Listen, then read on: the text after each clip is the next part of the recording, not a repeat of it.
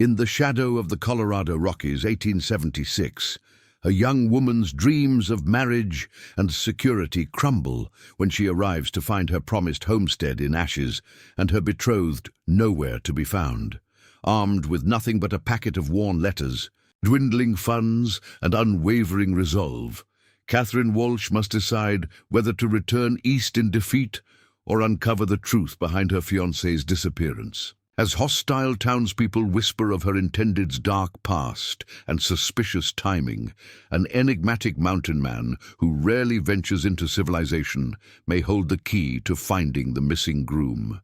If she can earn his trust and brave the dangers of a wilderness that conceals both treasures and treachery. Before we jump back in, tell us where you're tuning in from.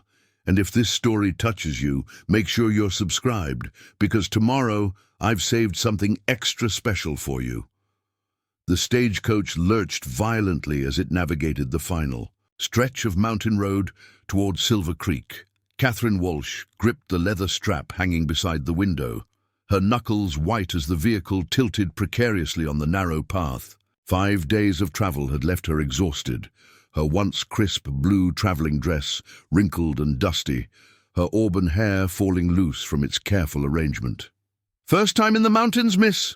asked the weathered man seated across from her, a sympathetic smile crinkling the corners of his eyes. "Is it that obvious?" Catherine attempted to smile, though her nerves were frayed from the endless jolting and the growing anxiety about what, or rather who, awaited her in Silver Creek. "Flatlanders always got that same look," he chuckled, "like they expect the whole coach to tumble down the mountainside any minute. Name's Henry Thompson. I run the general store in Silver Creek." "Catherine Walsh," she replied, grateful for the distraction of conversation. "Soon to be Catherine Miller." Thompson's expression shifted subtly, something Catherine couldn't quite identify, flashing across his features before his smile returned. "Miller, you say? That would be James Miller?" "Yes," Catherine nodded, a warmth spreading through her. "Despite her exhaustion, we've been corresponding for 8 months. He placed an advertisement in the Matrimonial Times seeking a bride to help establish his homestead." She didn't mention the circumstances that had driven her to answer such an advertisement. Her father's death, the mounting debts, the loss of their millinery shop in Boston.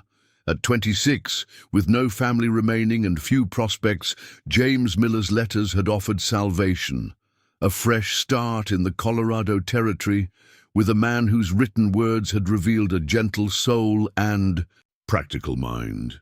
"Must be quite the leap of faith," Thompson remarked, "coming all this way to marry a man you've never met." "His letters were very thorough," Catherine replied, a touch defensively. She reached into her reticule and withdrew a packet of well-worn papers tied with blue ribbon.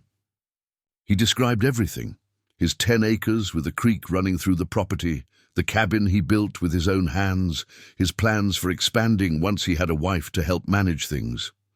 Thompson's gaze lingered on the letters, his expression unreadable. Before he could respond, the driver's voice called down from above, "Silver Creek coming up! Hold fast!"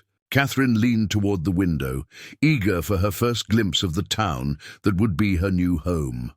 Silver Creek appeared gradually, a cluster of wooden buildings nestled in a valley between towering pine-covered mountains. Smaller than she had imagined. Perhaps 30 structures in all, centered around a main street with a few side lanes branching off like tributaries. The stagecoach rolled to a stop before a building marked Silver Creek Hotel and Station. Catherine's heart quickened. James had promised to meet her arrival. She smoothed her travel-wrinkled skirt and adjusted her hat, wishing she could freshen her appearance after the long journey. "Miss Walsh," Thompson said quietly as the other passengers began gathering their belongings, "Silver Creek is a small community, not always welcoming to newcomers. If you need assistance at any time, my store is just down the street. My wife Martha would be glad to help as well." Something in his tone, A careful neutrality that seemed forced sent a flicker of unease through Catherine, but she pushed it aside, attributing it to her own nervous anticipation. "Thank you, Mr. Thompson. You're very kind." The driver opened the door, letting in the crisp mountain air, along with the sounds and smells of the small frontier town.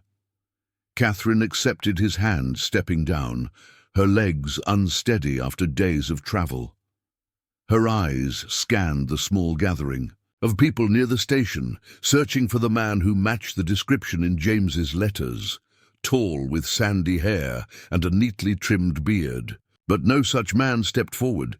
Instead, a stout woman in a practical calico dress approached, her grey hair pulled back in a severe bun. "Miss Walsh? I'm Agnes Preston, the postmistress. I believe you're expecting James Miller to meet you?" "Yes," Catherine confirmed, her unease growing. "Has he been delayed?" Mrs. Preston exchanged glances with Thompson, who had disembarked behind Catherine. "Perhaps we should speak inside," she suggested, gesturing toward the hotel. Preparing. And narrating this story took us a lot of time, so if you are enjoying it, subscribe to our channel. It means a lot to us. Now back to the story. Catherine remained rooted to the spot. "Please just tell me, has something happened to Mr. Miller?" Mrs. Preston sighed heavily. 3 weeks ago there was a fire at James Miller's homestead. The cabin burned to the ground. Catherine's hand flew to her mouth. "And James? Is he injured?" Another uncomfortable glance between the locals. "No one knows, miss," Thompson said gently. "James Miller hasn't been seen since the night of the fire."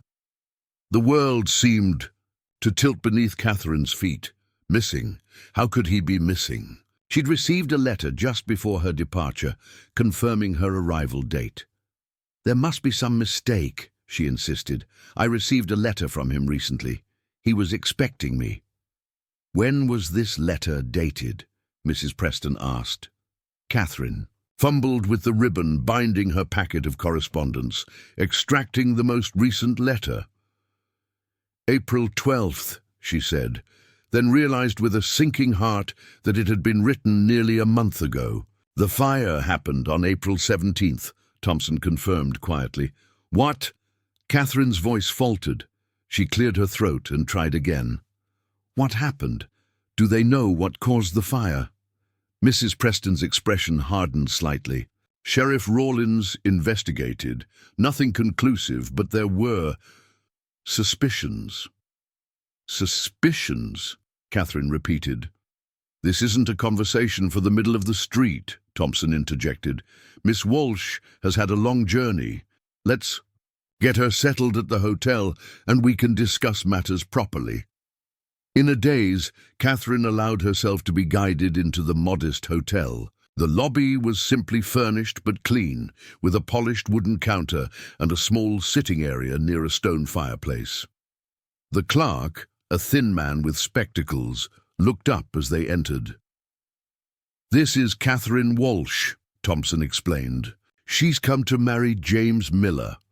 The clerk's eyebrows shot up. "Miller, but he's missing," Thompson finished firmly. "Miss Walsh will need a room for now."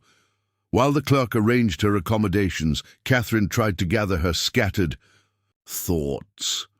The cabin destroyed, James missing. The careful plans she had built her hopes upon were crumbling around her. "Your bags, miss?" a young boy asked, having retrieved her trunk from the stagecoach. "Yes, thank you," she murmured, forcing herself to focus on the immediate practicalities. She paid the boy from her rapidly dwindling funds, watching with concern as the coins left her purse. She had brought enough money for initial expenses, expecting to step into a ready home with a husband who would provide for their future. Once, her trunk was delivered to a small but clean room on the second floor. Catherine rejoined Thompson and Mrs. Preston in the hotel's sitting area. A third person had joined them, a broad-shouldered man with a silver star pinned to his vest. "Miss Walsh, this is Sheriff Daniel Rawlins," Thompson introduced. He's been investigating the situation with James Miller." The sheriff nodded curtly, his weathered face revealing little. "Ma'am, sorry about the circumstances of your arrival." "Thank you," Catherine replied automatically. "Please tell me what happened. Everything you know." Rawlins glanced at the others before speaking. "Fire was spotted around midnight, April 17th. By the time folks from town got out there, the cabin was nearly gone. No sign of Miller. Could have been an accident. Lamp tipped over, chimney fire. Happens often enough." "But you don't think it was an accident?" Catherine observed, noting his careful phrasing. The sheriff shifted uncomfortably. There were complications to consider. "What Sheriff Rawlins is trying to delicately explain," Mrs. Preston interjected, with less patience, "is that James Miller had recently become involved in a dispute with the Blackwood Mining Company. They claimed the creek running through his property contains valuable mineral deposits, and they'd been pressuring him to sell. He refused their offers repeatedly," Thompson added. "Last one came just 3 days before the fire." Catherine's mind raced, connecting these new pieces of information. "You think this company might have had something to do with the fire, with James's disappearance?" "We have no evidence of that," Rawlins said quickly. Too quickly, Catherine thought. "Rupert Blackwood runs the largest mining operation in the territory. He employs half the town. Those are serious accusations." "I'm not making accusations," Catherine replied carefully. "I'm trying to understand the situation." "There's more," Mrs. Preston said, ignoring the sheriff's warning glance. 2 days. Before the fire, James came to my post office.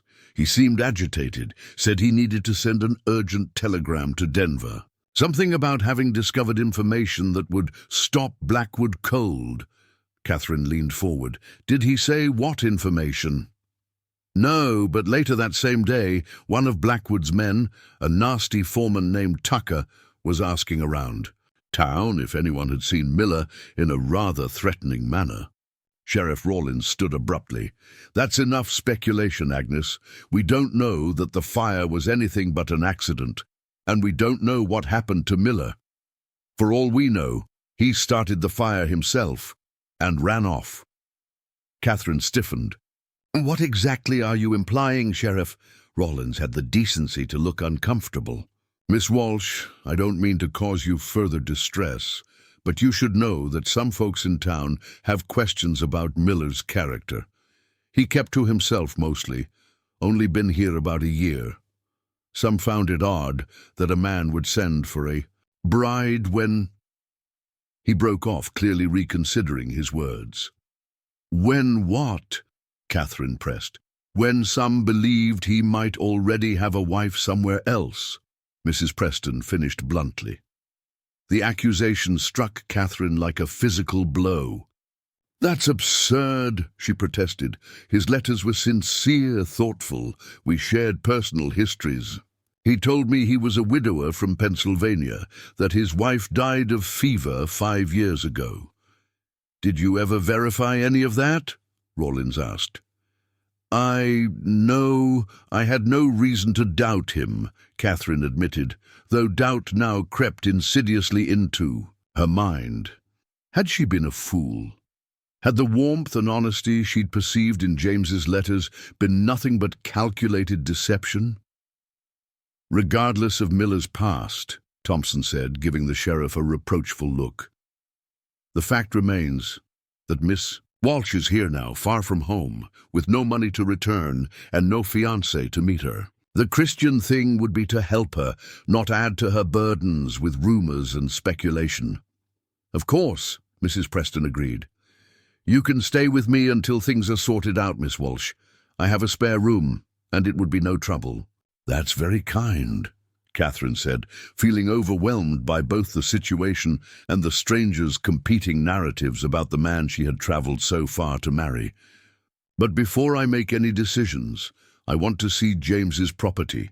Perhaps there are clues there about what happened, or where he might have gone." The 3 locals exchanged uneasy glances. "Not much to see," Rawlins said. "Just ashes and a few stone foundations." Nevertheless, it was to be my home, Catherine insisted. I'd like to see it.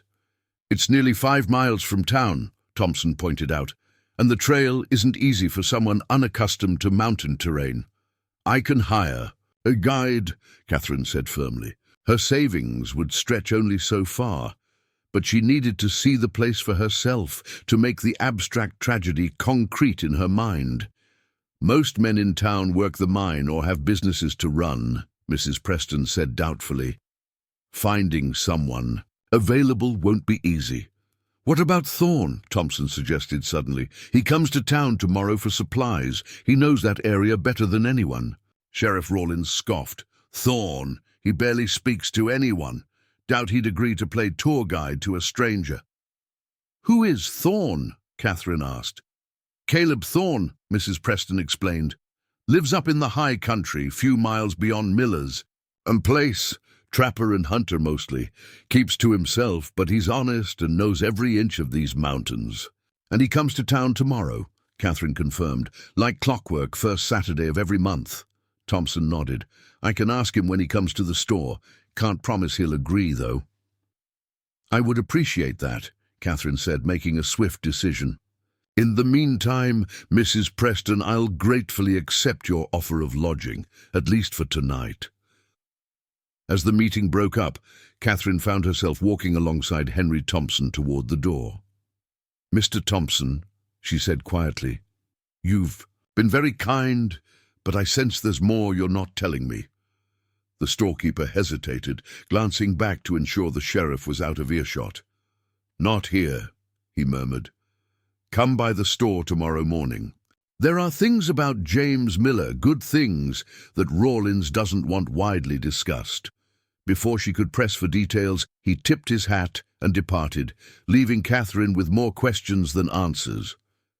That evening, in the sparse but comfortable bedroom of Agnes Preston's home, Catherine unpacked James's letters and read them again by lamplight. Had she misread his character so completely? The man who wrote these pages had seemed thoughtful, practical, and honorably straightforward. He had described his daily life, his hopes for the future, his desire for a partnership based on mutual respect.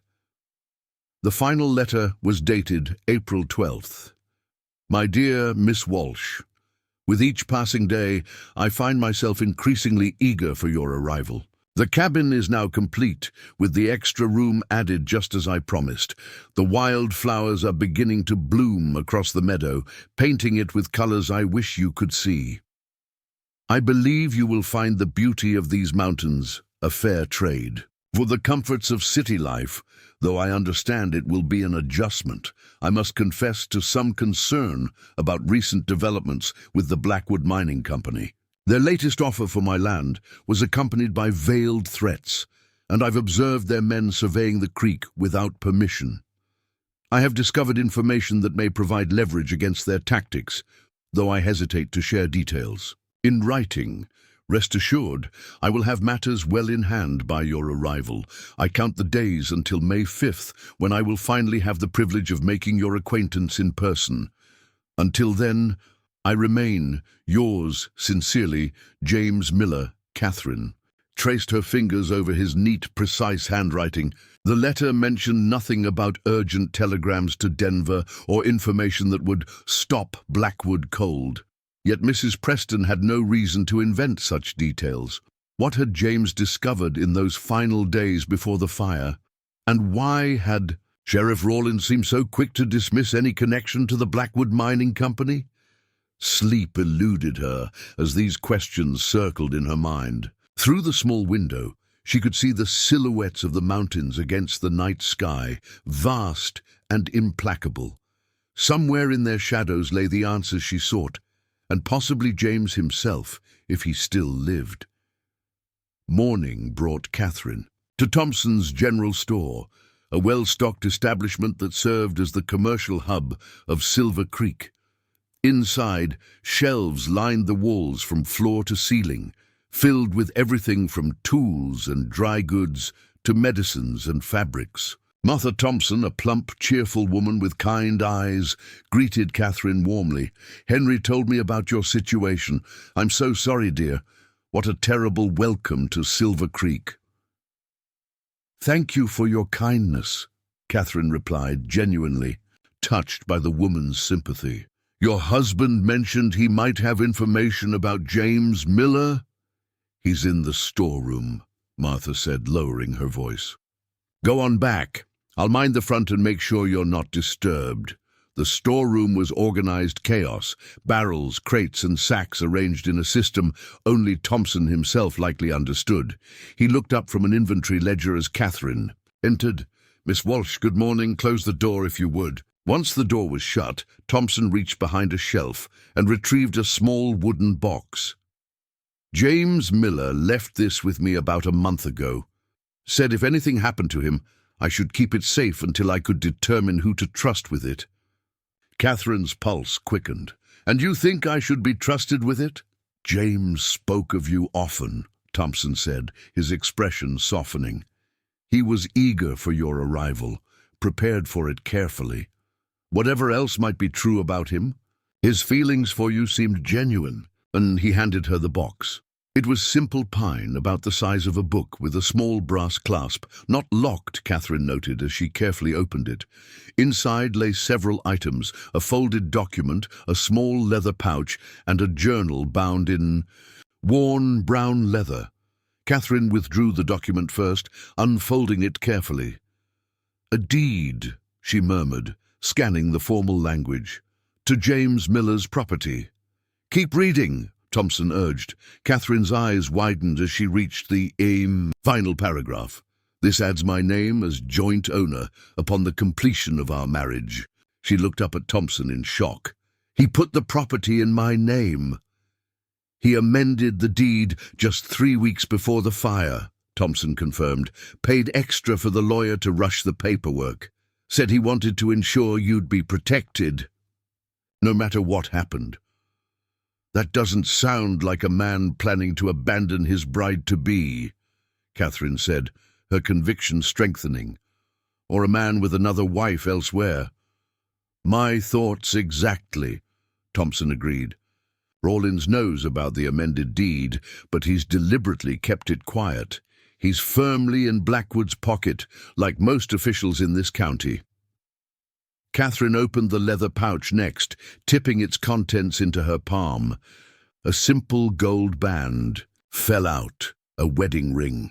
Alongside it was a small piece of paper with James's handwriting, "For Catherine, with hope for our future." Tears pricked at her eyes as she slipped the ring onto her finger.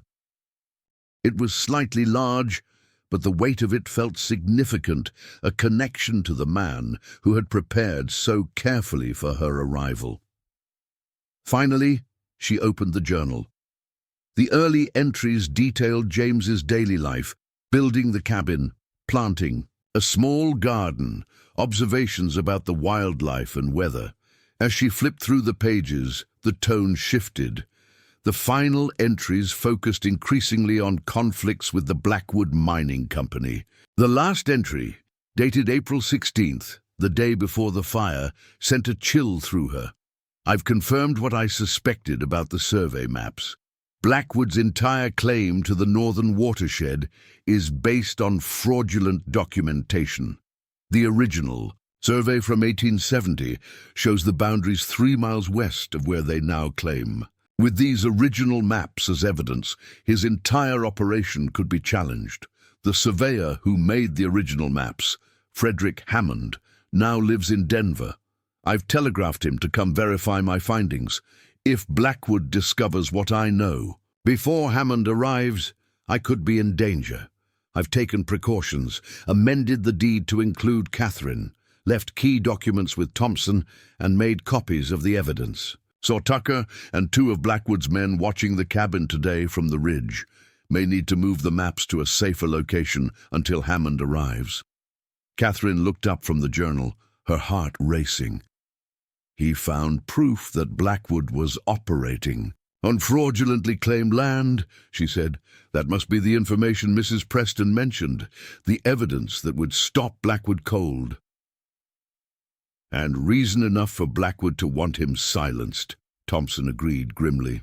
But there's no mention of where he hid the evidence, Catherine noted, flipping through the remaining blank pages. If these maps could prove Blackwood's fraud, they'd be worth killing for, or burning down a cabin to destroy. James was clever, Thompson said. If he hid something important, he wouldn't make its location obvious, even in his private journal. The shop bell jangled from the front room, followed by Martha's voice raised in greeting. "Good morning, Mr. Thorne. Right on schedule as always." Thompson straightened. "That's Thorne now. We should go out. If anyone can help you search Miller's property safely, it's him." Catherine carefully returned the items to the box, but Thompson shook his head. "Keep them with you. They're rightfully yours now, but I'd suggest not letting Rawlins or anyone connected to Blackwood know you have them." They emerged from the storeroom to find a tall figure standing at the counter. Even indoors, Caleb Thorne wore a wide-brimmed hat that shadowed much of his face. His buckskin jacket and worn canvas pants spoke of a life spent outdoors, and the substantial hunting knife at his belt suggested he was prepared for wilderness dangers. He turned slightly as they approached, revealing a weathered face with a neatly trimmed dark beard streaked with silver. His eyes, a startling blue against his sun-darkened skin, assessed Catherine briefly before returning to his business with Martha. "Same as usual, Mr. Thorne," Martha was asking as she assembled items on the counter. "Flour, coffee, salt, ammunition." He nodded silently, placing a bundle of animal pelts on the counter for trade. "Caleb," Thompson greeted him. "Good to see you. Fine pelts this month." Thorne acknowledged the comment with another nod, his expression remaining impassive. "I'd like to introduce Miss Catherine Walsh," Thompson continued. "She's come from Boston to marry James Miller." At this, Thorne's full attention shifted to Catherine. His intense gaze studied her face, something unreadable flickering in his eyes. "Miss Walsh arrived yesterday," Thompson explained, "only to learn about the fire and James's disappearance. She's hoping to visit what remains of the property. I thought perhaps you might be willing to guide her since you know the area better than anyone." For several uncomfortable seconds, Thorne said nothing, his penetrating gaze moving from Catherine to Thompson and back again. When he finally spoke, his voice was deep and rough from disuse. "When?" The single word carried surprising authority. Catherine stepped forward, meeting his gaze directly. "As soon as possible, Mr. Thorne. Today, if you're willing." Another long pause as he seemed to consider her request. Catherine remained steady under his scrutiny, sensing that this man's assessment of her would determine whether he agreed to help. "Why?" he finally asked. "Because it was to be my home," Catherine replied honestly. "Because James Miller asked me to share his life there, and now he's missing. I need to see it for myself, to understand what happened." Thorne studied her for another moment, then gave a single decisive nod. 1 hour. Back here. Wear sturdy shoes." With that, he returned his attention to Martha, who began wrapping his supplies in brown paper. "Thank you, Mr. Thorne," Catherine said, but he gave no indication of having heard her. As she and Thompson stepped away from the counter, the storekeeper smiled. "That went better than expected. Thorne rarely agrees to anything involving other people. You must have made an impression." "He hardly spoke," Catherine observed. "For Thorne, that was practically a speech," Thompson chuckled. "Don't be put off by his manner. He's been living alone in the high country for years. Not much call for conversation with the deer and elk, but there's no one more knowledgeable about these mountains or more capable in a difficult situation."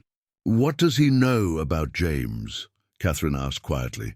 "Their properties adjoin, though Thorne's cabin is a few miles further up the mountain. They weren't friends exactly, but there was respect between them. James mentioned once that Thorne had helped him through his first winter here, showed him how to prepare for the mountain snows." This small connection to James strengthened Catherine's resolve. If James had trusted this taciturn mountain man, perhaps she could too. An hour later, dressed in her most practical skirt and sturdiest boots, with the wooden box secured in a canvas bag over her shoulder, Catherine returned to the general store. Thorne was already waiting outside, 2 horses saddled and ready. "You ride?" he asked as she approached. "Yes, though it's been some time," Catherine admitted. Without comment, he adjusted the stirrups on one of the horses, a steady-looking, bay mare.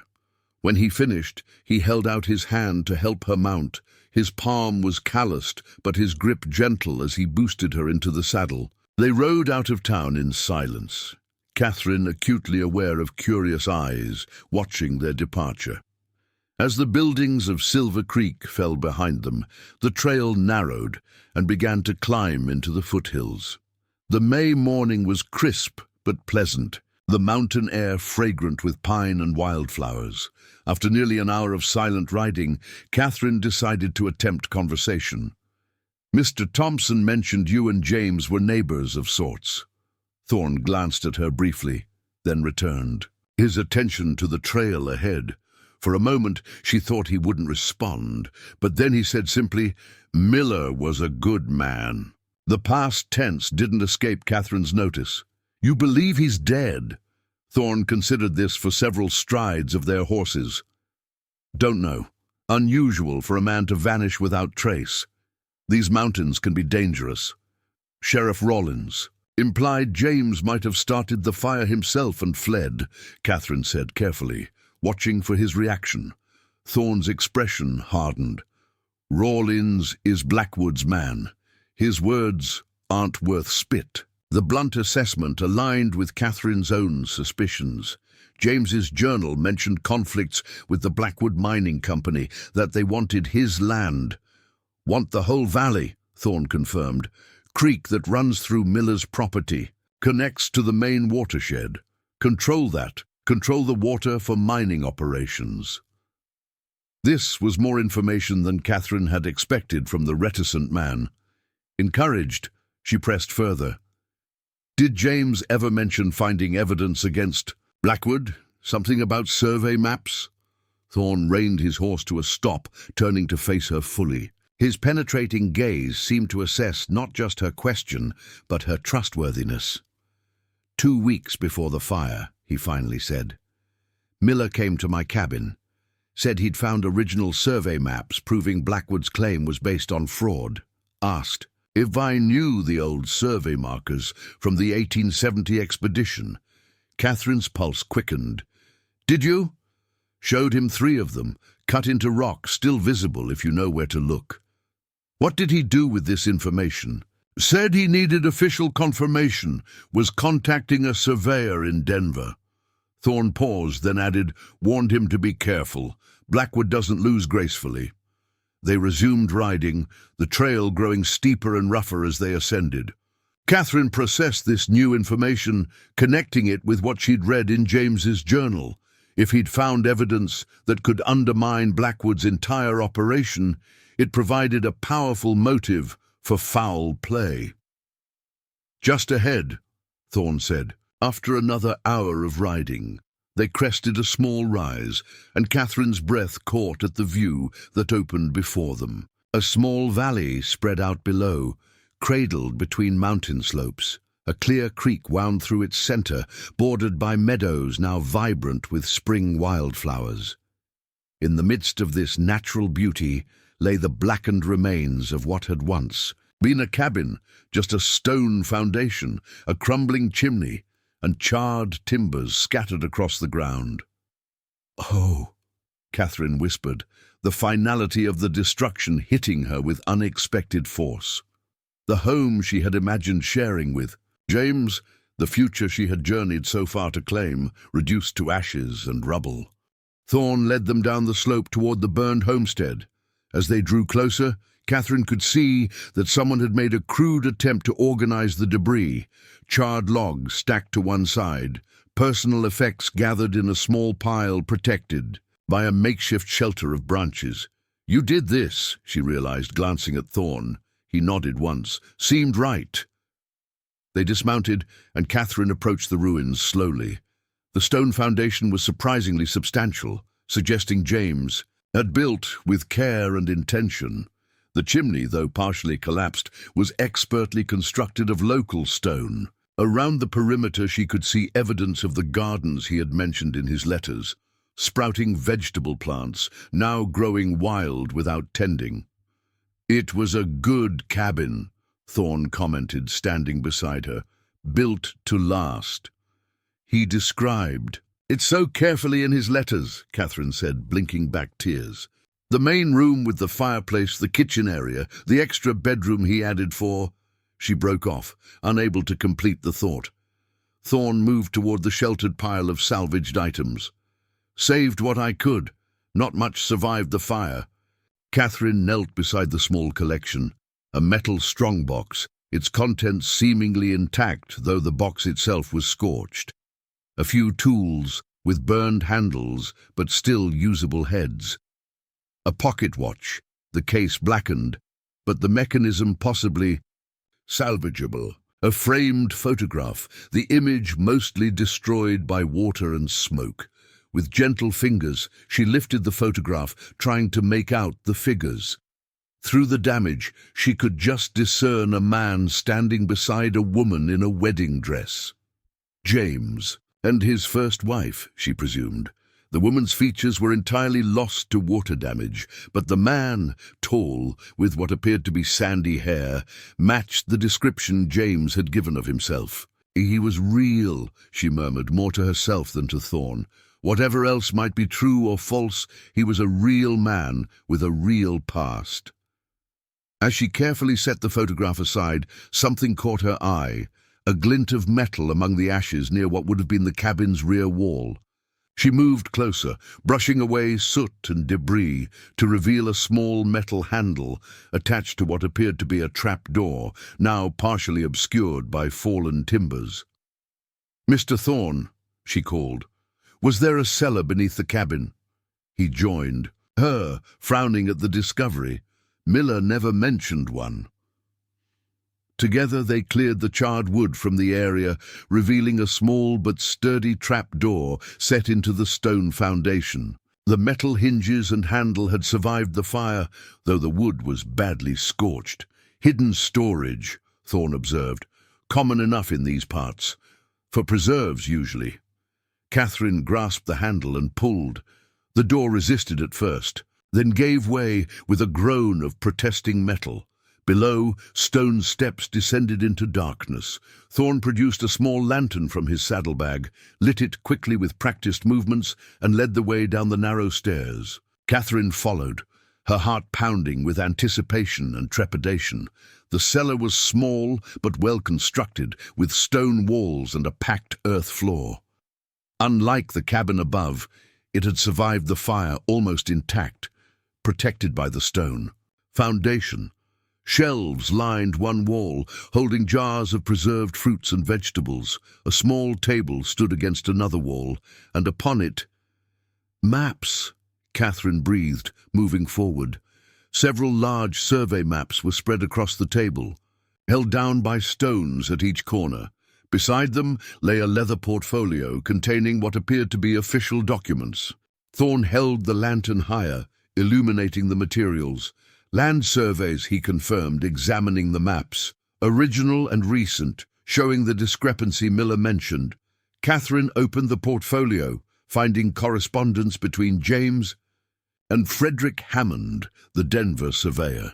The most recent letter confirmed Hammond would arrive on April 22nd, 5 days after the fire, to officially verify the boundary discrepancies. "This is it," she said with growing excitement. "The evidence James found against Blackwood.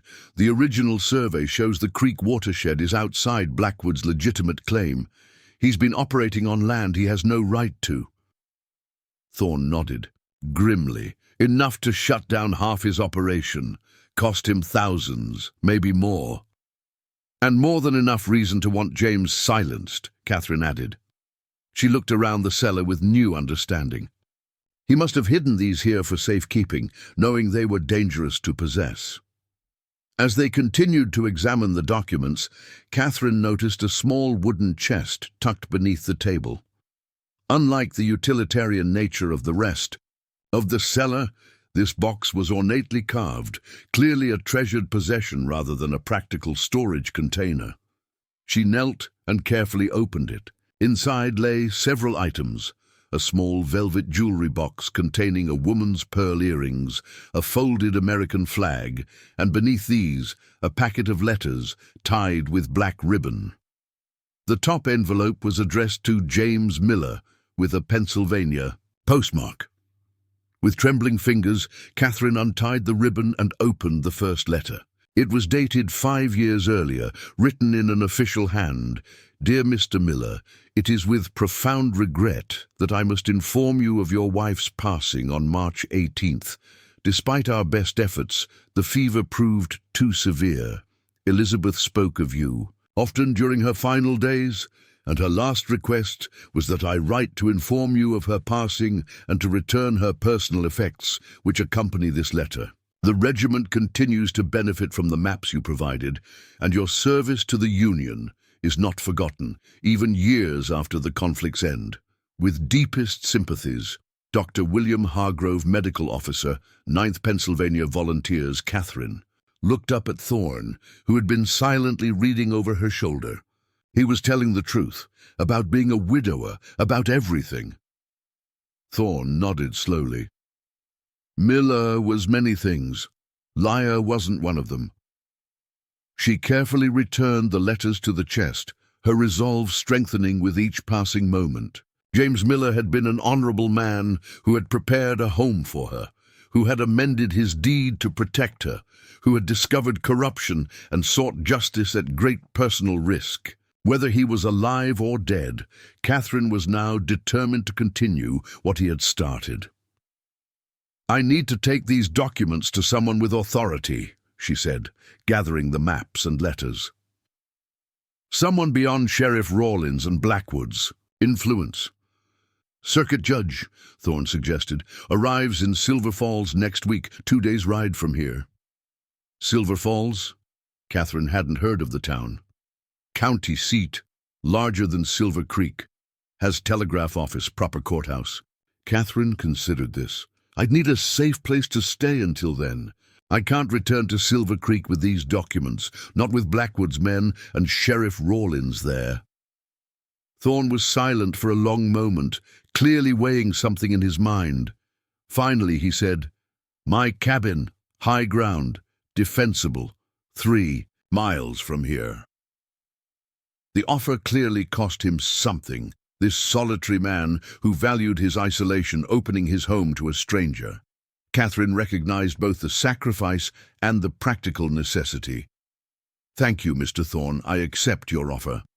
They carefully packed the documents, maps, and James's personal effects, securing everything in Thorne's saddlebags.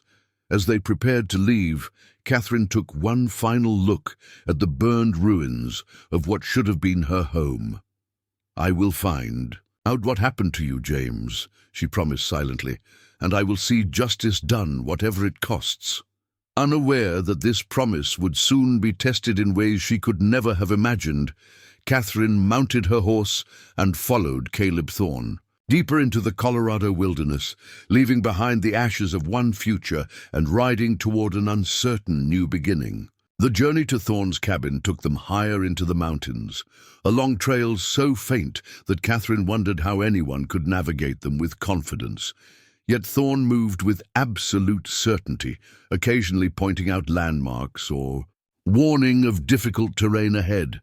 The few words he spoke were practical, focused on their immediate needs, but Catherine sensed a gradual thawing in his manner, not exactly warmth, but perhaps a growing acceptance of her presence.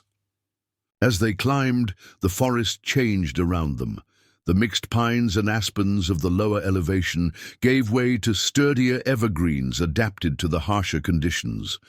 By late afternoon, they crested a ridge, and Thorne indicated a small clearing. Ahead, where a log cabin stood, nestled against the mountainside, with a commanding view of the valley below. Unlike James's destroyed homestead, Thorne's cabin was built for defensibility as much as comfort. Positioned with its back to a steep rock face, it offered no approach except from the front, which faced down the slope they had just climbed. A small corral for horses adjoined one side, and a well-tended woodpile stood neatly stacked near the door. "It's very well situated," Catherine observed as they dismounted. Thorne nodded. "Chose the location carefully. Can see anyone approaching from miles away." He led the horses to the corral while Catherine took in their surroundings. The cabin appeared sturdy and well-maintained, though lacking any decorative touches. A thin wisp of smoke rose from the stone chimney, suggesting someone had been there recently. "You have company?" she asked, suddenly alert. "No." Thorne secured the corral gate. Banking system for the fire. Keeps embers alive for weeks with minimal tending. He led her to the cabin door, pausing with his hand on the latch. "It's not fancy," he warned, almost apologetically. "Mr. Thorne, I've just discovered my intended husband is missing and his home destroyed," Catherine replied with a small smile. At this point, a roof and walls seemed like luxuries. This earned her the briefest quirk of his lips, not quite a smile but close, before he opened the door and gestured her inside. The cabin's interior was surprisingly comfortable despite its utilitarian nature. A stone fireplace dominated one wall, its banked embers glowing softly. A sturdy table and 2 chairs occupied the center of the main room, while a bed covered with well-worn quilts stood in one corner. Shelves lined the walls, holding an assortment of supplies, tools, and a small collection of books that caught Catherine's attention immediately. "You read," she observed, moving closer to examine the titles. Thorne busied himself rekindling the fire. "Winter nights are long up here." The collection was eclectic. Practical manuals on wilderness survival and animal husbandry, mixed with classics by Thoreau, Emerson, and Shakespeare. Not the library of an uneducated mountain hermit, but of a thoughtful man who valued knowledge. As Thorne prepared a simple meal of venison stew from preserved meat and vegetables, Catherine organized the materials they had recovered from James's cellar. The survey maps and official correspondence went into one pile, James's personal effects into another. "I've been thinking," she said as they sat down to eat. "James's journal mentioned that he made copies of the evidence against Blackwood. The maps and letters we found might not be the only set." Thorne considered this as he ate. Smart precaution. Where would he keep copies? "If I were hiding such important documents," Catherine reasoned, "I'd want them somewhere unexpected. Somewhere neither Blackwood nor his men would think to look." "Bank in Silver Creek closed last year," Thorne offered. "No safety deposit boxes available." "What about with a trusted friend?" Catherine suggested. "Henry Thompson, perhaps? He was already keeping the deed and journal for James." Thorne shook his head. "Too obvious. Blackwood would look there. First, if he suspected Thompson helped Miller." They lapsed into thoughtful silence as they finished their meal. Through the cabin's small windows, Catherine watched the sun setting behind the distant peaks, painting the sky in spectacular shades of orange and purple. "It's beautiful here," she said softly. "I can understand why James chose this place to build a life." "Mountains get in your blood," Thorne agreed, his voice gentler than she had yet heard it. "Change you, make city concerns seem small." "Is that why you came here? To escape city concerns?" The question seemed to catch him off guard. He was silent for so long that Catherine thought he might not answer, but finally he said, "Came back from the war. Different. Couldn't settle. Crowds made my skin crawl. Noise kept me from sleeping." He paused, then added, "Mountains don't judge. Don't expect conversation, just let a man be." The simple confession revealed more about Caleb Thorne than anything else he had said. Catherine recognized in his words the lingering effects of trauma. She had seen in returning soldiers in Boston men forever changed by what they had witnessed and done. James's letters mentioned he served as well, she said, in a Pennsylvania regiment. Thorne nodded. Union cartographer. Told me once. Said maps saved more lives than bullets ever did. You fought together? Catherine asked, surprised by this connection. Different units. Never met until he came here. Thorne stood and began clearing their plates, but recognized the same shadows. As they prepared for night, Thorne insisted Catherine take the bed while he made a pallet near the fire. Despite her protests that she was intruding on his home, he was immovable on this point, a glimpse of stubbornness beneath his usual stoicism. Catherine lay awake for some time, listening to the unfamiliar sounds of the mountain night, the occasional hoot of an owl, the distant howl of a wolf, the creaking of the cabin's timbers as they cooled. Her mind raced with questions about James's fate and what they had discovered. If Blackwood had gone so far as to burn James's cabin to destroy evidence of his fraudulent land claims, what else might he do to protect his interests? And if James had survived, where would he have gone? She must have eventually drifted off, because she woke suddenly to Thorne's hand on her shoulder, his voice low and urgent. "Riders coming. Get dressed quickly." The grey light of dawn filtered through the windows as Catherine hastily pulled on her clothes and boots. Thorne was already at the door, rifle in hand, peering out through a narrow gap. "How many?" she whispered, joining him. "4, taking the main trail." His expression was grim. "Tucker leading them." "Blackwood's foreman. How could they know we're here?" "Someone in town must have talked, seen us leaving together." Thorne moved to the back of the cabin, gesturing for her to follow. "Need to move now, before they reach the clearing." He showed her a narrow door she hadn't noticed before, concealed in the back wall of the cabin. It opened onto a steep path that wound up into the rocks behind the structure. "Game trail," he explained, gathering the saddlebags containing James's documents. "Leads higher. Too narrow for horses. Follow it up and around. Meets the North Ridge. Wait for me there." "You're not coming?" Catherine asked, alarmed. "Need to slow them down. Give you time." He pressed his rifle into her hands. "Take this. Know how to use it?"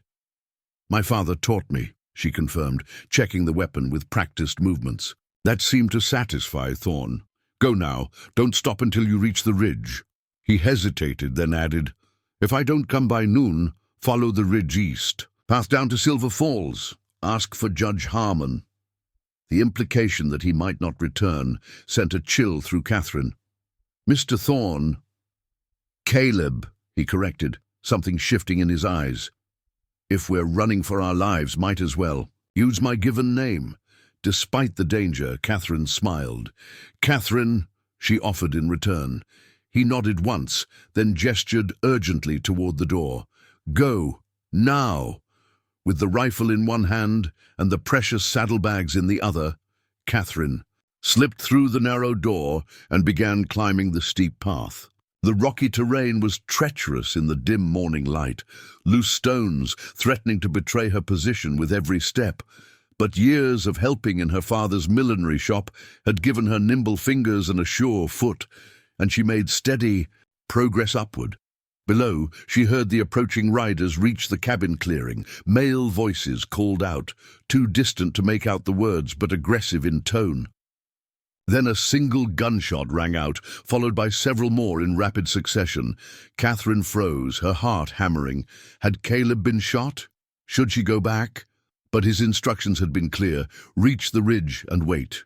Going back now would only endanger them both and risk the evidence they carried. Swallowing her fear, she continued upward, moving as quickly as she dared on the precarious trail. The sounds of confrontation faded behind her as the path wound around the mountain. After what seemed an eternity of climbing, the trail leveled out onto a wide ridge overlooking the valley. From this vantage point, she could see for miles. the forested slopes stretching away to the east and west, the silver ribbon of the creek. Winding through the valley and far below, the tiny clearing where Thorne's cabin stood. 4 horses were tethered outside, but she could see no sign of their riders or of Caleb. Finding a sheltered position among the rocks, Catherine settled in to wait, the rifle across her lap and the saddlebags secure beside her. The morning air was crisp at this elevation, her breath forming small clouds in front of her face. As the sun rose higher, she fought against growing concern. What if Caleb had been captured or worse? How long should she wait before assuming he wouldn't come? Just as the sun approached its zenith, movement on the trail below caught her attention. A solitary figure was making his way up the path, moving with the sure-footed grace of someone who knew the terrain intimately. Relief flooded through her as she recognized Caleb's broad-shouldered silhouette. She stood, waving to signal her position, and he altered his course slightly to join her. As he drew closer, she could see blood staining the left sleeve of his buckskin jacket. "You're hurt," she said as he reached her. "Graze only," he dismissed, though his face was paler than usual. "Blackwood's men won't follow, not right away." "What happened?" Catherine asked, setting down the rifle to examine his arm despite his protests. "Tucker recognized me, demanded to know where you were." Caleb winced as she pushed back the torn sleeve to reveal a deep furrow across his upper arm. "Told them you'd gone to Silver Falls already with the evidence. They didn't believe me, got rough. This needs cleaning and bandaging," Catherine insisted, tearing a strip from her petticoat. The wound was bleeding freely, but didn't appear to have hit anything vital. "Later," Caleb said. "Need to move. They'll bring more men once Tucker reports back." "Where can we go? They know about your cabin now, and Silver Falls is 2 days' ride." Caleb was silent for a moment, considering their options. "Know a place. Old mining cabin, abandoned years ago, half-day's hike from here." "Can you make it that far with this arm?" Catherine asked, finishing a temporary bandage around the wound. "Have to," he replied simply. They set off along the ridge. Caleb, setting a pace that was challenging but manageable. Despite his injury, he moved with confidence, occasionally pointing out landmarks or warning of difficult stretches ahead. By mid-afternoon, they had descended from the ridge into a narrow canyon where a small, dilapidated cabin stood beside. A dried-up stream bed. Not much, Caleb acknowledged as they approached, but solid enough and invisible from below. The cabin was indeed little more than a shack, a single room with a sagging roof and gaps in the log walls. But it had a small stone fireplace and a bench that could serve as a bed. Most importantly, it was well hidden in the canyon.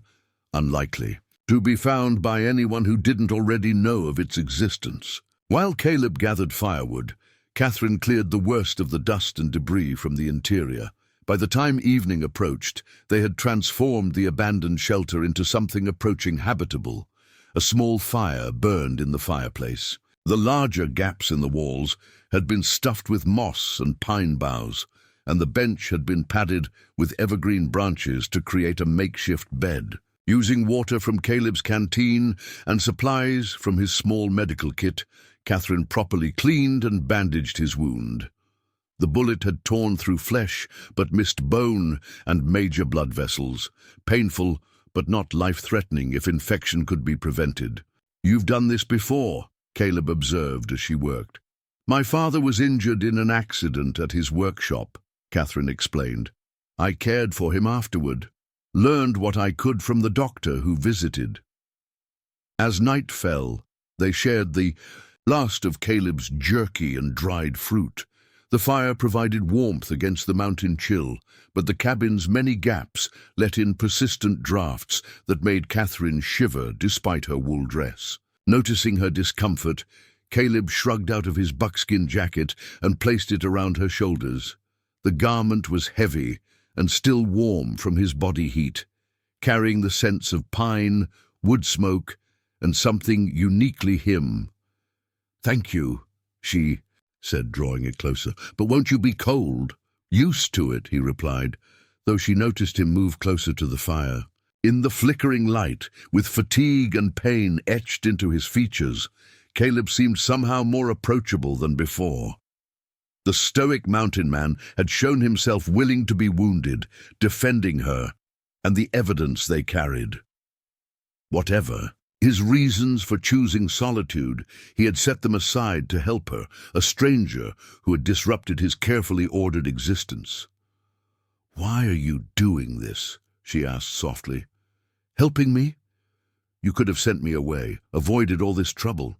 Caleb stared into the fire for a long moment before answering. Miller was a good neighbor, respected boundaries, never asked unwelcome questions. He paused, then added more quietly, "And he spoke of you often, said you had courage, determination, rare qualities." "He spoke of me to you?" Catherine was surprised by this revelation. "Came by my cabin sometimes, brought coffee, tobacco as trade, talked while we worked." A ghost of a smile touched Caleb's lips. Man could talk when he had a mind to. "What did he say?" Catherine asked, hungry for this unexpected connection to James. "Said you wrote letters full of honesty. No pretense. Respected that." Caleb shifted, wincing slightly as the movement jarred his injured arm. "Said you deserved a better life than teaching other people's children for pennies. Wanted to build something worthy of you." Tears pricked at Catherine's eyes. Even now, with James missing and possibly dead, she was discovering new facets of the man she had agreed to marry, his genuine regard for her, his respect for her qualities beyond the conventional female virtues most men sought in a wife. "I believe Blackwood's men took him," she said after a moment, "or worse. The timing is too perfect. Finding damning evidence one day, disappearing the next, his cabin burned to destroy the proof." Caleb nodded slowly. "Possible. Tucker's not above violence, and Blackwood has much to lose if those survey maps become public." "If James is alive," Catherine said, determination hardening her voice, "I intend to find him. And if he's not, I intend to see justice done." "Dangerous path," Caleb warned. "Blackwood owns half the county, has men everywhere." "I crossed a continent to marry a man I'd never met," Catherine replied. "Danger doesn't frighten me as much as living with injustice." Something shifted in Caleb's expression. Respect, perhaps, or recognition of a kindred spirit. "Get some rest," he said finally. "Tomorrow will be hard traveling." Despite the discomfort of their shelter, exhaustion soon claimed Catherine. She drifted into uneasy dreams, filled with burning cabins and faceless pursuers, only to wake with a start at the sound of voices outside. Dawn had barely broken, the fire reduced to glowing embers. Caleb was already awake, crouched by the cabin's single window, peering out through a gap in the shutters. He held a finger to his lips, signaling for silence. Catherine joined him at the window, careful to stay out of sight. In the grey morning light, she could make out 3 men moving through the canyon below. They were following the dried-up stream bed, examining the ground as they came, tracking, she realized with a chill. "Tucker?" she whispered. Caleb nodded grimly. "And 2 of Blackwood's guards. Good trackers. How did they find us so quickly? Followed our trail from the ridge." Caleb moved away from the window, gathering their few belongings. "Need to move. Now." "Where?" Catherine asked, scanning the small cabin. There was only one door, and the men outside would surely see them if they tried to leave. Caleb pointed to the stone fireplace. "Old mine shaft behind the chimney. Leads up and out the other side of the canyon." He moved to the fireplace, reaching deep into its recesses to trigger some hidden mechanism.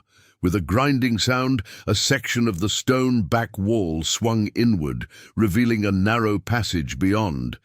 "Mining companies used hidden entrances during claim disputes," he explained, gathering the saddlebags. "This one's been forgotten for decades." The voices outside grew louder. The men had found something, tracks leading to the cabin, perhaps. Time was running out. "Go," Caleb urged, handing her the saddlebags. "Follow the shaft until you reach a fork. Take the right passage. Leads to a ledge overlooking the East Canyon. Wait for me there." "You're not coming?" Catherine asked, echoing their exchange from the previous day. "Need to cover our tracks. Buy time." He pressed a small revolver into her hand. "Take this, 6 shots. Use them if you must." Before she could protest, the sound of boots on the cabin's wooden steps forced them into action. Caleb helped Catherine into the narrow passage, then began to swing the stone door closed. "Caleb," she whispered urgently, "be careful." Their eyes met for a brief moment, something unspoken passing between them before he nodded and sealed the hidden entrance. The mine shaft was cool and damp, its walls roughly hewn from living rock. Catherine fumbled in the darkness until her eyes adjusted enough to make out the narrow tunnel stretching before her. Moving cautiously to avoid stumbling, she made her way forward, one hand on the wall for guidance, the other clutching the revolver. Behind her, muffled by stone and distance, came the sounds of confrontation, raised voices, a crash, then silence. Catherine forced herself to continue forward rather than turning back. Caleb had risked his life twice now to ensure she and the evidence reached safety. She would not waste his sacrifice.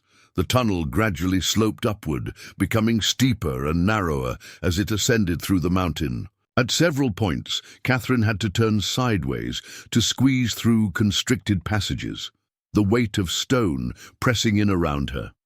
Just as claustrophobia threatened to overwhelm her, the tunnel widened into a junction where 3 passages branched off in different directions. Taking the right fork as instructed, Catherine found the passage, soon opening onto a natural ledge overlooking a canyon different from the one they had entered. The early morning sun illuminated the scene, revealing a stunning vista of pine-covered slopes stretching toward distant peaks. Finding a sheltered position where she could watch both the ledge and the tunnel entrance, Catherine settled in to wait, the revolver ready in her lap. Minutes stretched into an hour with no sign of Caleb. Had he been captured, injured, or worse? Just as she was debating whether to return through the tunnel to search for him, a sound from behind made her turn, the revolver raised defensively.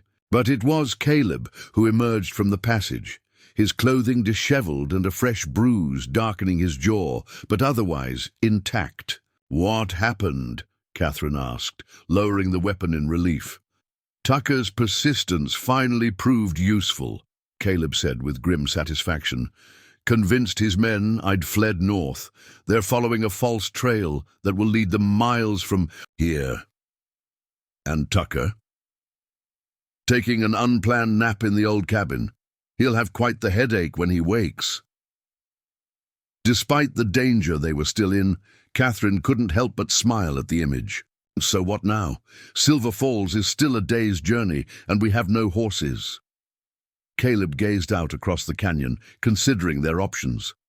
"Know a trapper who has a cabin 5 miles east. Might lend us horses. From there, we can reach Silver Falls by tomorrow evening." As they prepared to depart, Catherine studied the mountain man who had become her unexpected ally. In just 2 days, Caleb Thorne had revealed himself to be far more than the silent recluse described by the townspeople. Behind his reticence lay intelligence, principle, and a willingness to risk himself for what he believed was right.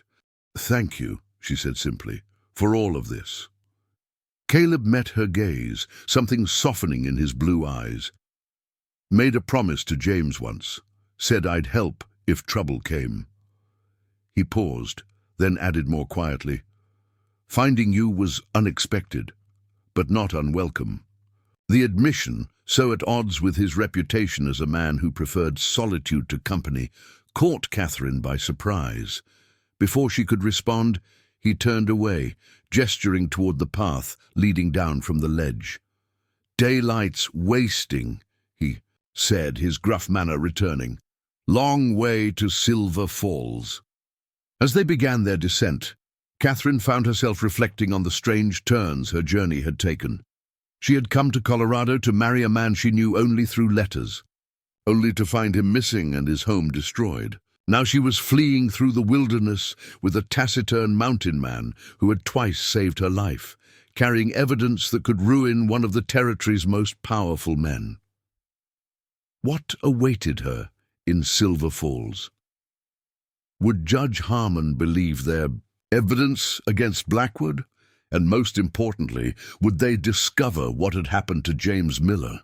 These questions would soon be answered, though in ways neither Catherine nor Caleb could possibly anticipate as they made their way down the mountainside, unaware that their actions had already set in motion events that would change not only their lives, but the future of the entire Silver Creek Valley. The journey to the trapper's cabin tested Catherine's endurance more than any previous experience in her sheltered Boston life. The mountain terrain was unforgiving, steep slopes giving way to treacherous scree, fallen trees blocking their path, streams that had to be forded carefully on slippery stones. Yet with each obstacle overcome, she felt a growing confidence in her own capabilities. The woman who had arrived in Silver Creek just days ago, exhausted from a stagecoach journey, was transforming into someone stronger, more resilient. Caleb led the way with the easy assurance of a man who had long ago memorized every ridge and valley of these mountains. Despite his injured arm and the bruises from his confrontation with Tucker, he maintained a pace that Catherine found challenging, but not impossible. Occasionally, he would extend a hand to help her across particularly difficult passages, his grip strong and steady, but he never suggested she couldn't manage or treated her as a burden, a respect she found surprisingly meaningful. "Your arm?" she asked during a brief rest beside a clear mountain stream. "How is it feeling?" "Had worse," Caleb replied, though she noticed he favored it slightly. He gestured to a distant peak visible through the trees. "Trapper's cabin is just beyond that ridge. Another hour, maybe less." As they continued their journey, Catherine found herself studying her companion with growing curiosity. In the beginning, Caleb's silence had seemed like the simple taciturnity of an unsociable man. Now she recognized it as something more complex, a deliberate choice, perhaps even a hard-won peace, after whatever experiences had driven him to seek solitude in these mountains. "You mentioned serving in the war," she ventured as they navigated a gentle slope. "Which regiment?" For a moment she thought he might not answer, his expression closing off as it often did when conversation turned personal. But after a few more steps, he said quietly, 6th Colorado Volunteer Infantry, attached to Army of the Cumberland later. "You saw action in the East then?" "My father tried to enlist but was rejected due to his injured leg." "Saw enough." The words were simple but heavy with unspoken meaning. Nashville, Chattanooga, Atlanta campaign. Catherine knew enough of the war's history to understand these had been particularly brutal engagements. "Is that why you came to the mountains afterward? To find peace?" Caleb was silent for so long that she thought the conversation finished. When he finally spoke, his voice was softer than she had yet heard it. "After Atlanta, something broke. Inside," he tapped his temple briefly. "Couldn't sleep, couldn't be around people without seeing things that weren't there anymore. Doctors called it soldier's heart, said it might pass." A humorless smile flitted across his face. "Been waiting 10 years for that passing." The simple confession revealed more about Caleb Thorne than all their previous interactions combined. Catherine understood now why this capable, intelligent man chose to live alone in the wilderness, why crowds made him uncomfortable, why he spoke so little. It wasn't misanthropy, but self-preservation. "James wrote something similar in one of his letters," she said gently. that he'd seen things during the war that made ordinary life seem impossible afterward. That's why he came west, to start fresh where the land was untouched by those memories. Caleb nodded, a flash of recognition in his eyes. Miller understood. Never pushed, just accepted. He glanced at her, like you're doing now. The observation caught Catherine by surprise. She hadn't consciously been accepting anything, merely trying to understand this man who had risked so much to help her. But perhaps that was acceptance in its purest form, seeing someone clearly without demanding they be different. They reached the trapper's cabin by mid-afternoon. Unlike Caleb's well-maintained homestead, this structure showed signs of neglect, missing roof shingles, a sagging porch, windows patched with oilskin instead of glass. But smoke rose from the chimney, indicating its occupant was present. "Wait, here," Caleb instructed, approaching the cabin alone. "Ezra's particular about strangers." From her position at the edge of the clearing, Catherine watched as Caleb knocked on the weathered door. After a long moment, it opened to reveal an elderly man with a wild grey beard and suspicious eyes. A brief conversation ensued, punctuated by gestures in her direction and toward the mountains they had traversed. Finally, the old man nodded reluctantly and disappeared back inside. "Ezra will lend us horses," Caleb reported, returning to Catherine. "Says Tucker and 2 men passed through yesterday, asking questions about us. Told them he hadn't seen anyone." "Can he be trusted?" Catherine asked, concerned that the trapper might send word to Blackwood's men once they departed. "Ezra hates Blackwood more than anyone," Caleb assured her. "Mining company polluted the stream where he used to trap, killed off half the game. He's no friend to Tucker." While Ezra prepared the horses, he invited them inside for a meal, a stew of uncertain origins that Catherine ate gratefully, having had nothing since the previous evening. The old trapper watched her with undisguised curiosity throughout the meal, clearly unused to female company, but maintained a gruff politeness that reminded her somewhat of Caleb. "You're the mail-order bride," Ezra stated, rather than asked, breaking a long silence, the one Miller was expecting. "Yes," Catherine confirmed, "though I arrived to find his cabin burned and him missing." Ezra's bushy eyebrows drew together. "Miller was a good sort. Helped me repair my roof last winter when a storm took half of it. Wouldn't have survived the cold otherwise." He slurped his stew noisily. "Blackwood's behind it, whatever happened. Man's poison to these mountains. That's why we need to reach Judge Harmon in Silver Falls," Catherine explained. "We have evidence of Blackwood's fraudulent land claims." The old trapper snorted. "Good luck with that. Harmon's honest enough, but Blackwood's influence runs deep. Got men everywhere, even in Silver Falls. You suggest we do nothing?" Catherine challenged, her fatigue making her less diplomatic than usual. Ezra studied her for a moment, then smiled unexpectedly, revealing surprisingly white teeth amidst his tangled beard. "Didn't say that. Just said, be careful who you trust." He glanced at Caleb. "Though you've picked well for your first ally." By late afternoon, they were mounted on Ezra's horses, sturdy mountain ponies accustomed to difficult terrain. The old trapper had provided them with basic supplies and directions to a sheltered campsite halfway to Silver Falls. "Won't reach. Town before dark," he advised as they prepared to depart. "Best to camp tonight, approach in daylight, less chance of Blackwood's men catching you unawares." As they rode away from the cabin, Catherine glanced back to see Ezra watching them. From his porch, a solitary figure against the wilderness backdrop. Like Caleb, he had chosen isolation, but unlike Caleb, his seemed born of bitterness rather than necessity. She wondered what circumstances had led him to this lonely existence, and whether he ever regretted his choices. The trail to Silver Falls took them through increasingly gentle terrain as they descended from the high country. By dusk, they had reached the campsite Ezra had recommended, a small clearing beside a tumbling stream, sheltered by a rocky overhang that would protect them from rain and prying eyes. While Caleb tended the horses, Catherine gathered firewood and prepared a simple meal from the supplies Ezra had provided. The domestic routine felt strangely comfortable, despite their circumstances, a momentary pretense of normalcy in what had become an extraordinary situation. As they sat beside the small fire, eating in companionable silence, Catherine found herself wondering what would happen after they reached Silver Falls. If Judge Harmon accepted their evidence and moved against Blackwood, would justice finally be served?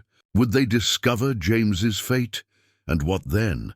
Would Caleb simply return to his solitary existence in the mountains, while she— what? Continued searching for James? Returned east? The options seemed equally impossible. "You're thinking too hard," Caleb observed, breaking into her thoughts. "Can see it on your face." Catherine smiled ruefully. "Is it that obvious? I was wondering what comes next, after Silver Falls." "One step at a time," Caleb advised. "Get the evidence to Harmon first, then decide." "And you?"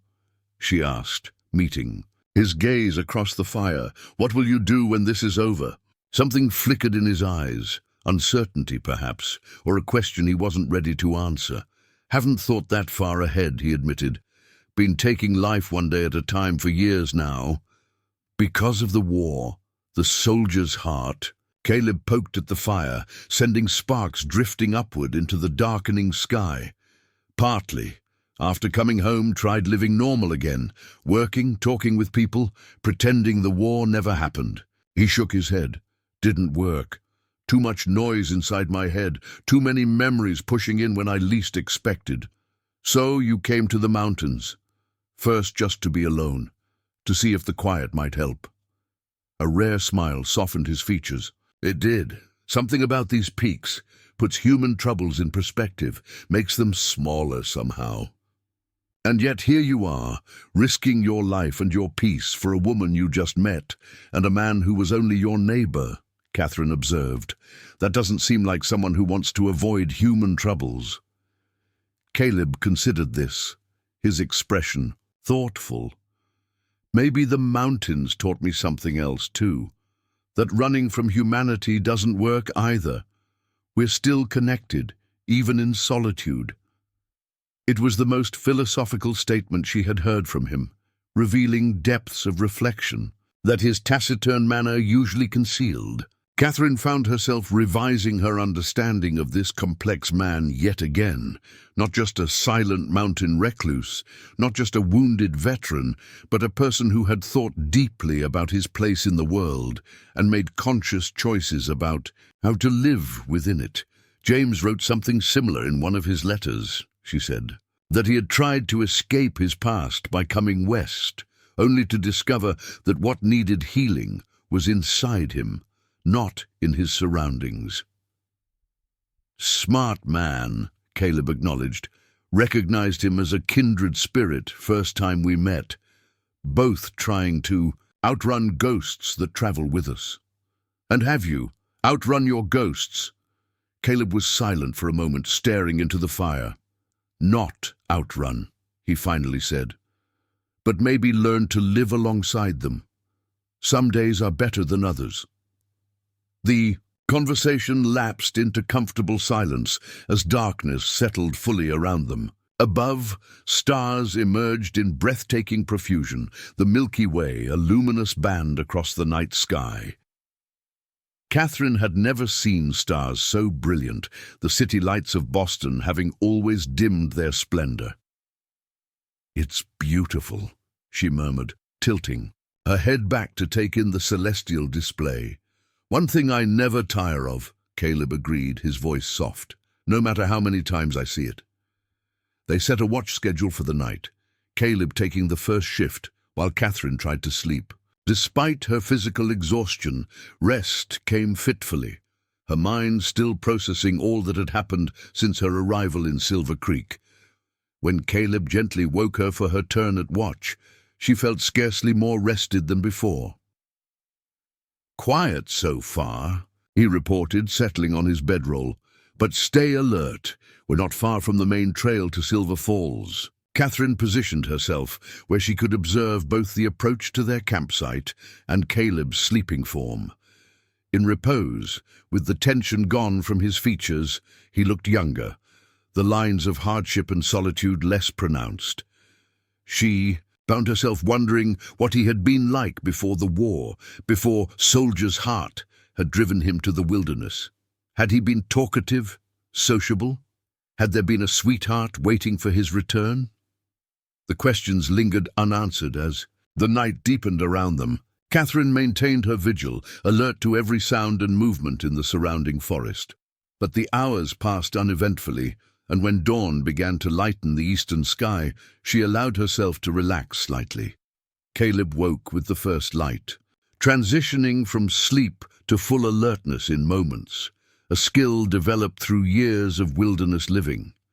They broke camp efficiently, leaving minimal evidence of their presence, and resumed their journey toward Silver Falls. The landscape grew increasingly settled as they traveled, wilderness giving way to occasional homesteads and small farms. By mid-morning, they encountered other travelers on the trail, farmers heading to market, a mail carrier on his regular route, a family in a wagon bound for Silver Falls. Each encounter made Catherine tense, aware that any stranger might be one of Blackwood's informants, but Caleb maintained a calm demeanor, acknowledging each passerby with a minimal nod while keeping them moving steadily forward. "How will we know who to trust in Silver Falls?"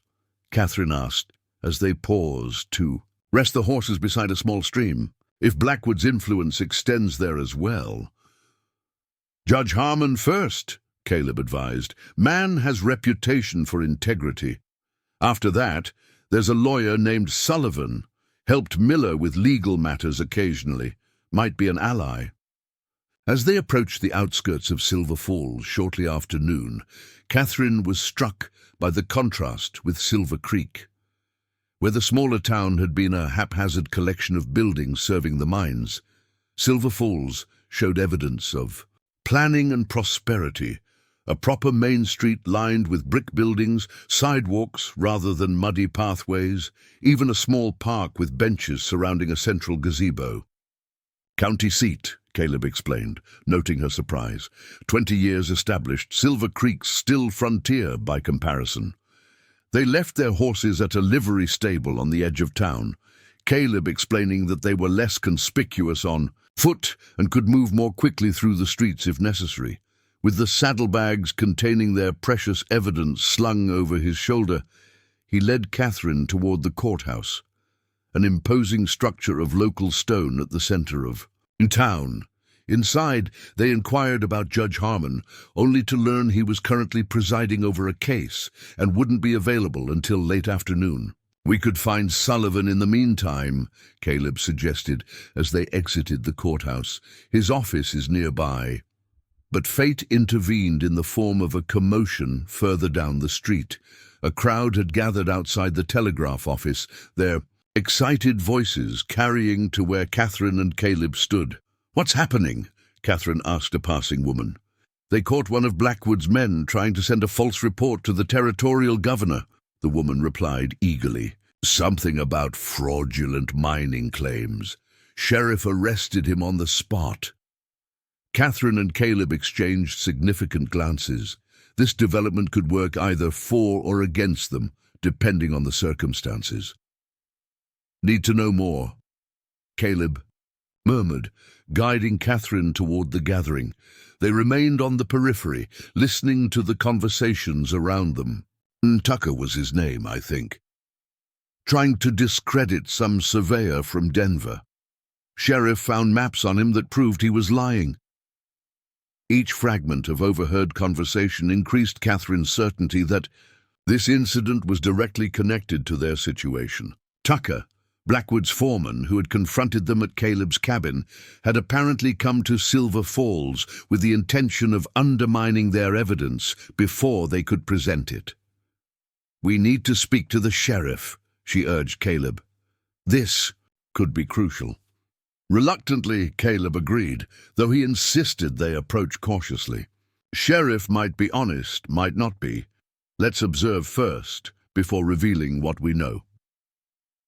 The Silver Falls jail was a solid brick building adjacent to the sheriff's office.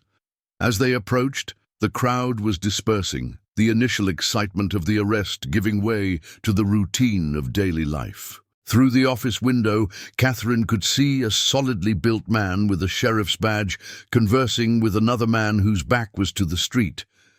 When the second man turned slightly, Catherine gasped, clutching Caleb's arm.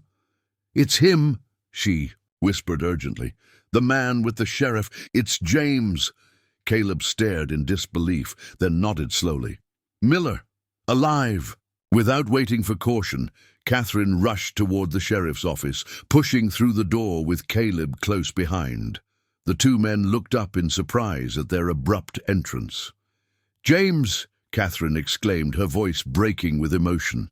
James Miller stared at her in shock, his face registering disbelief, joy, and something like guilt in rapid succession. "Catherine, how—" He broke off, glancing between her and Caleb. "Thorne, what are you doing here?" "Looking for you," Caleb replied simply. "Thought you might be dead." The sheriff, a weather-beaten man with shrewd eyes, studied the newcomers with interest. "Friends of yours, Miller?" "Yes," James confirmed, still appearing stunned. "This is Catherine Walsh, my fiancé, and Caleb Thorne, my neighbor." He turned back to Catherine. "I don't understand. You weren't supposed to arrive until next week." "I arrived 5 days ago," Catherine replied, struggling to contain the tumult of emotions, relief at finding him alive, confusion at his apparent surprise, hurt that he hadn't attempted to contact her. "The stage made better time than expected. I found your cabin burned and you missing. Everyone thought you were dead or had fled." Understanding dawned in James's eyes. "The fire, of course. You wouldn't have received my telegram." He ran, a hand through his sandy hair, visibly distressed. "Catherine, I'm so sorry. I never meant for you to arrive to such circumstances." For a breathless moment, Catherine thought he might say more, might finally give voice to the unspoken current that had run between them since their journey began. Instead, he looked away, his hands resuming their work on the leather. "James is a good man," he said, the apparent non sequitur revealing more than a longer speech might have. "Will make a good husband, partner." "Yes," Catherine agreed quietly, "he will." The simple exchange contained layers of meaning neither was prepared to explore further. They returned to their tasks, the silence between them now charged with awareness of paths not taken, words not spoken. As the afternoon waned with no sign of James, Catherine's concern grew. "He should have returned by now," she said, watching the lengthening shadows outside the cabin window. Caleb nodded, his own expression troubled. "Sun's getting low, not good to be on the ridges after dark." "Should we look for him?" Catherine suggested, already reaching for her coat. "Give him another hour," Caleb advised. "Might have gone further than planned. If he's not back by then, I'll go." But the hour passed, with no sign of James. As Caleb prepared to depart in search of him, a sound outside the cabin froze them both. Horses approaching, several of them, moving quickly. "Get down," Caleb ordered, extinguishing the lamp with one swift movement. "Away from the windows." Catherine crouched behind the solid table as Caleb moved silently to the rifle loop near the door, peering out into the gathering dusk. His body tensed, and when he turned back to her, his expression confirmed her worst fears. "Blackwood," he said grimly, "and 5 men, they have James." Up next, you've got 2 more standout stories right on your screen. If this one hit the mark, you won't want to pass these up. Just click and check them out. And don't forget to subscribe and turn on the notification bell so you don't miss any upload from us.